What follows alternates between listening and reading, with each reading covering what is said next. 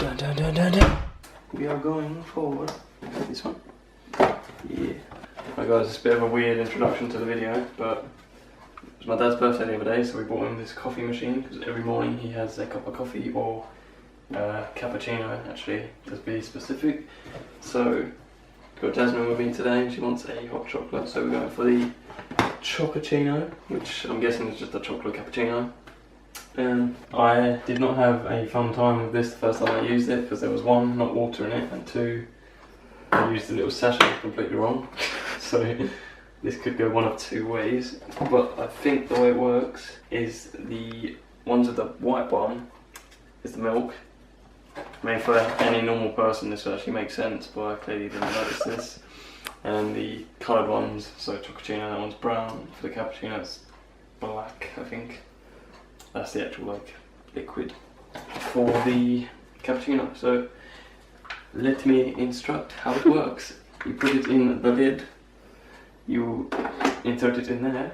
I believe this thing pierces it, and then you actually turn it on with this little lever at the top as well, and then it works. It pours it out for you, but you gotta wait 30 seconds for it to like warm up first, so give me a moment. Okay, it's ready. So you press that down, I believe, and then you put it on to the making thing, and it buzzes at you very loudly to wake you up, as if the cappuccino wouldn't do that. I promise there will be some fitness related content in this video at some point. This is what I'm showing you now. Get some milk coming out, get a spoon in there and whisk it around. We'll be good to go.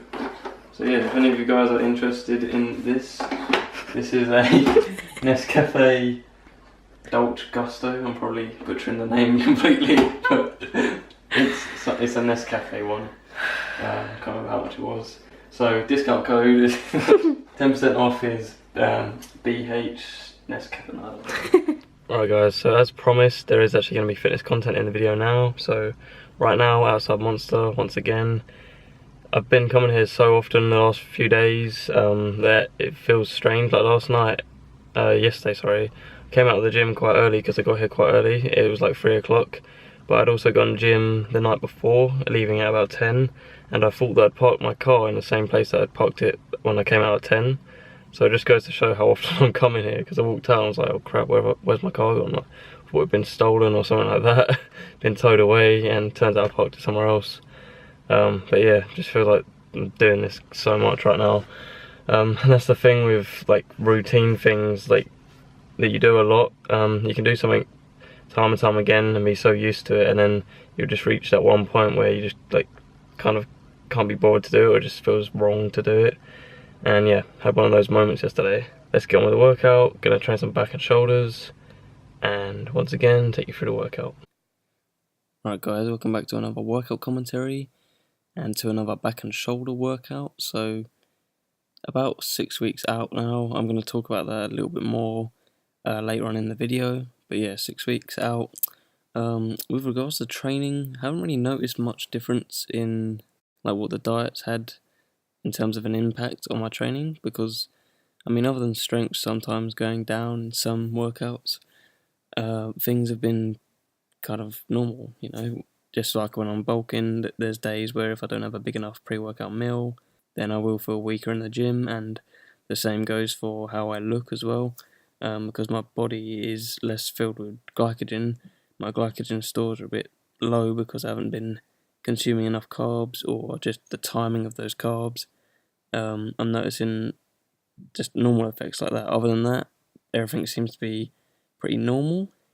I mean, with my workouts, I tend to keep the weight quite light and just focus on contractions, and usually a slow-ish tempo, or at least feeling the muscle being pulled apart on the eccentrics, so not just swinging the weight around and let my ego get in the way. So not too much to talk about in terms of the exercises that I did in this particular workout, other than the low row that you just saw there, and then going on to the plate shrugs. You could also do these with dumbbells. Anything that's really a isolateral shrugging movement. And I did these because flaring my elbows out slightly on the low row, in addition to obviously doing the shrugs, was putting a lot of emphasis on my traps. So the back's made up of your lats, your traps, your teres major, and then obviously your spinal erectors that go from the very top of where your traps are down to your glutes. So all of those are like the visible things that you can see from your back. So with every part of your physique, building everything is going to give you the best chance of having the best kind of overall physique, overall developed physique. So something that I like to consider when in a dieting phase, because there are certain muscle groups, muscle areas that I don't train that much. I try to train everything fairly equally when it comes to being in a deficit, so that I'm keeping as much muscle as I can, and everything that's coming off is fat, or as much as I can. So I don't usually train my upper traps directly that often. In my off season, definitely wasn't something I was focusing on. It's the kind of thing that kind of grows on its own, a lot like forearms for me.